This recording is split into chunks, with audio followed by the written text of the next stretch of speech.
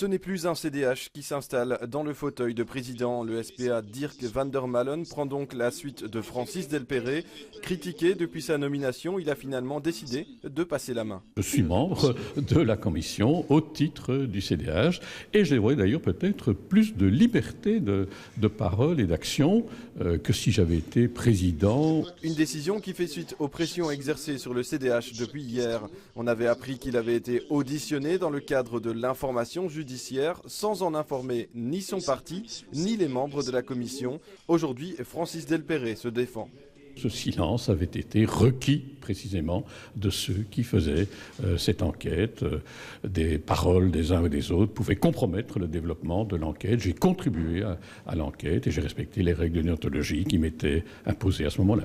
Un changement de présidence souhaité par une majorité des commissaires. À partir du moment où à chaque acte posé, il était mis en question par rapport à sa neutralité, le fait de devoir céder la présidence à quelqu'un d'autre, je pense qu'il était effectivement plus sage de décider de laisser la présidence de cette commission d'enquête importante à quelqu'un d'autre. Le fait qu'il a dû témoigner, que nous n'en avons pas su au moment où il a été désigné président, risquait de créer le sentiment, et plus que le sentiment, que enquête parlementaire et enquête pénale se confondent. Fraîchement désigné, le SPA Dirk van der Malen définit ses objectifs.